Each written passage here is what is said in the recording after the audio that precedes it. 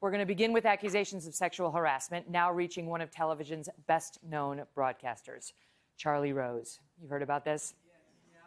Yesterday, a bombshell. 8 women who worked with him, 5 anonymous and 3 who agreed to be named on the record, say he sexually harassed them with unwanted advances, uninvited and repeated full nudity, groping, and lewd phone calls.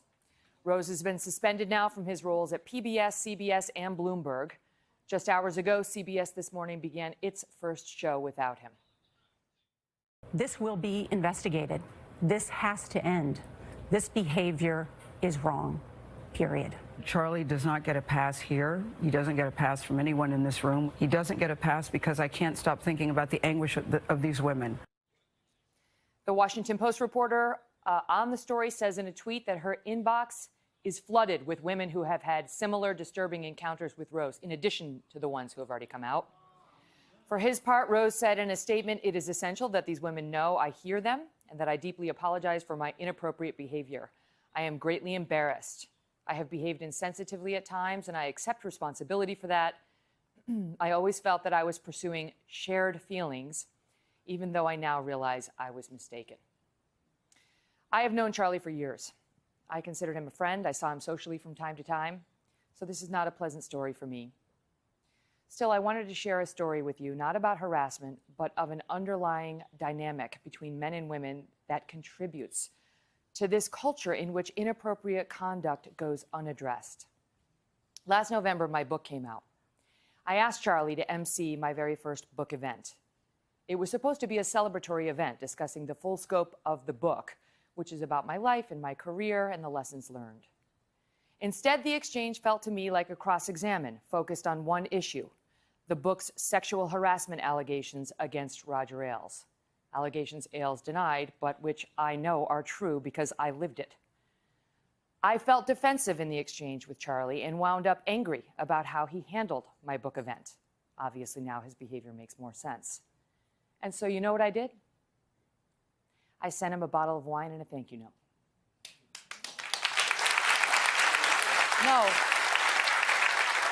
No, but I'm making a different point. I feel like everyone out there is like, yep, because they know this is what we do. The reason I sent him the book and the wine and the thank you note is that I believed it was better to be nice. I believed it was better not to express my anger or upset. I believed it was better to just brush it off and pretend that hadn't happened. But I think it's well past time for us to express our upset, for us to not worry so much about being nice and being liked and being kind and never causing offense. I think it's as hard as it is for women like those that Charlie allegedly harassed to stand up for themselves in the moment and thereafter. And it is so hard. It's so hard, especially for young women not in powerful positions. The time has come. The time has come. We are in the middle of an empowerment revolution in this country. And the only way forward is for women to get comfortable throwing some sharp elbows, making waves, and taking risks, and holding the powerful to account. It is not, It's not generally how we were raised. It's not generally how we were raised as young women, but it's the only way forward for us. And it's going to require a lot of courage, especially for women not in powerful posts. Courage like that demonstrated by the women speaking out in droves right now, often at great risks to themselves, professionally and personally, often dredging up a lot of pain and shame and then blowback on the internet to try to help others with their stories. Women including our next guests, Maureen and Katie Payne, sisters who say they suffered years of abuse at the hands of their doctor, Larry Nassar. You know this name now? He's the former team doctor for the U.S. Olympic gymnastics team. How this guy, for this many years, with this many women, he's been accused now by at least 120 women of sexual abuse, young girls. Maureen and Katie are now grown, but they say they are among his victims and that it started when they were little girls. For Katie and Maureen Payne, sisters growing up in Michigan, gymnastics was a way of life. The two spent more than 20 hours a week practicing and competing. And when they experienced lower back pain, typical for young gymnasts, they were sent to Dr. Larry Nassar, a then revered sports medicine doctor at Michigan State University.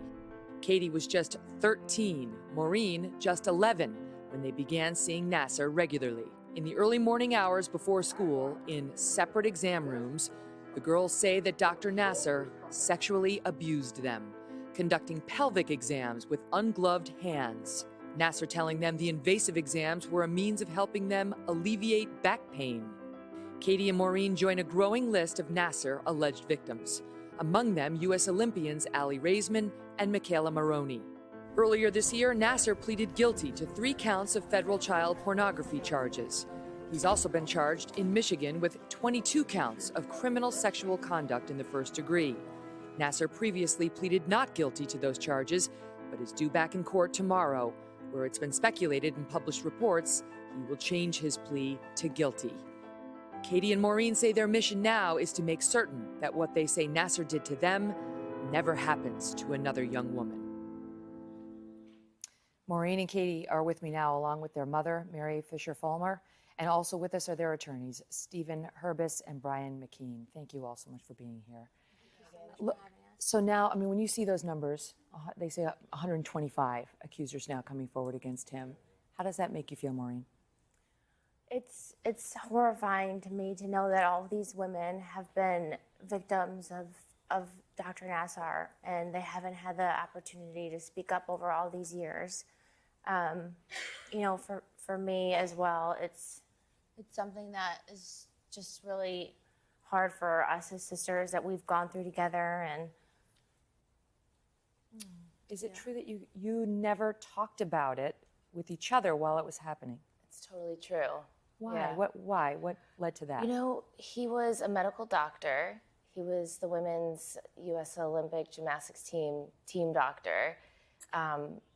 He was a hero. We were like, he was, the way people would talk about him in the sport was that living in Michigan, you were so lucky to have access to this doctor.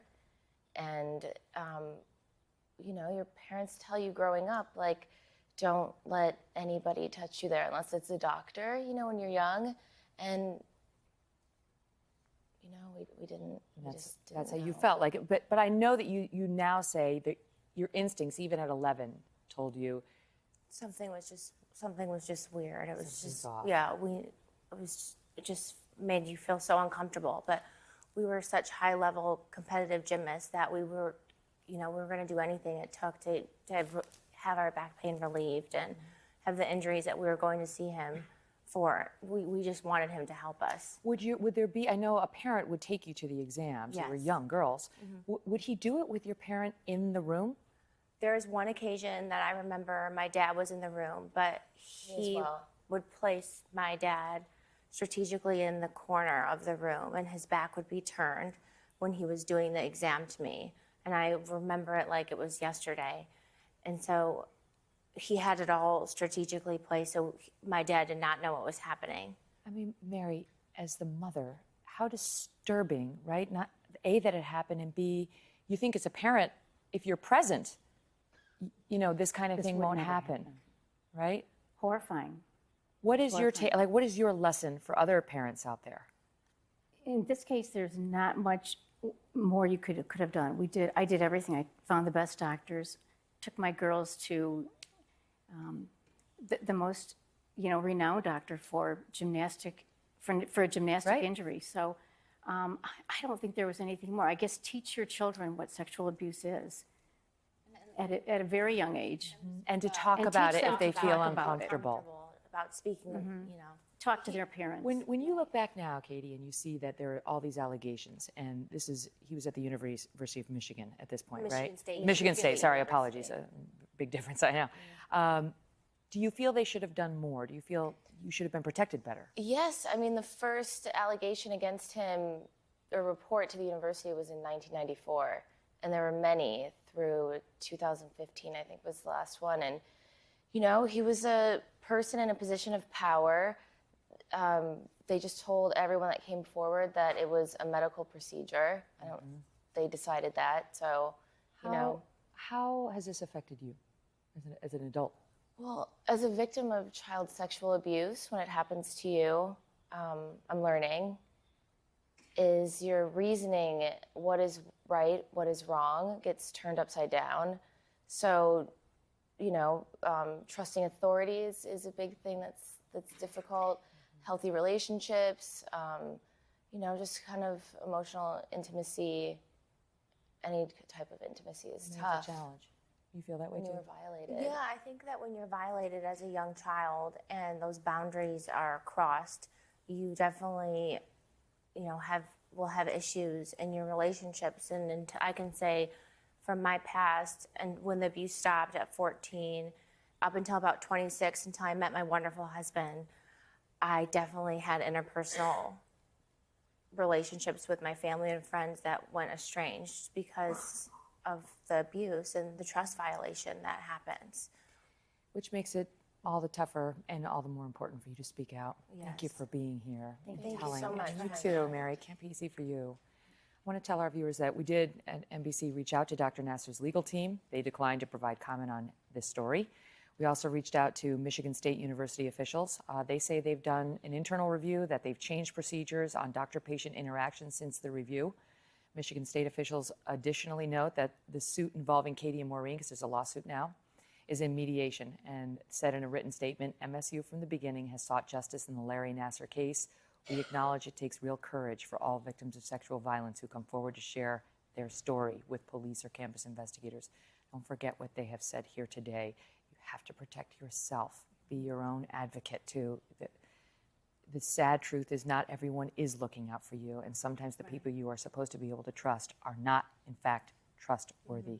All the best to you and your family. Hello, Today fans. Thanks for checking out our YouTube channel. Subscribe by clicking that button down there and click on any of the videos over here to watch the latest interviews, show highlights, and digital exclusives.